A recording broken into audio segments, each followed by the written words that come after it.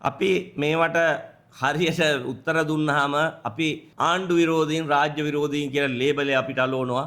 අපි කවදාවත් එහෙම නැහැ. දුම්රිය ස්ථානයක් සංවර්ධනය වෙනවා නම් දුම්රිය ස්ථානාධිපතිවරුන් විදිහට සංගමයේ විදිහට අපි බොහොම කැමැති අපි ඒවට සහසම්බන්ධ වෙන්න. හැබැයි තියෙන කනගාටුව දෙපාර්තමේන්තුවවත් අමාත්‍යාංශයවත් කිසිදු දෙයකට අපිව සම්බන්ධ කරගන්නේ නැහැ. අපි කියන්නේ අපේ අදහස් වලට ක්‍රියාත්මක වෙන්න කියලා. ක්ලීන් ශ්‍රී ලංකා ව්‍යාපෘතියේ හොඳ දේවල් තියෙනවා නම් හොඳයි.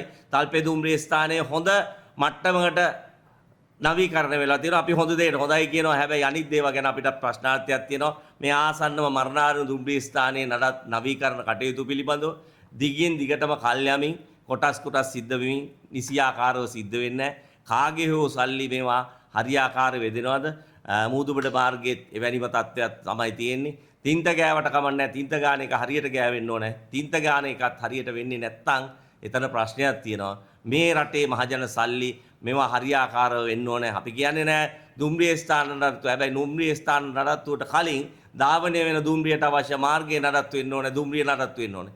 තෙවනුව වෙන්න ඕනේ. ඒක පළවෙනුව කරලා අර මම කලින් කිව්වා වගේ ප්‍රවේශ පත්‍ර ක්‍රමවේදයේ අන්තිමට එන්න ඕන එක කලින් කියලා දාලා දැන් අනාගෙන ඉන්නවා. මේ අනාගැනිල්ල පැවති රජයත් තනා ගන්නවා. මේ රජයත් තනා ගන්නවා නම් දුම්රිය කොතෙන්ද යන්නේ කියන ප්‍රශ්නයක් තියෙනවා.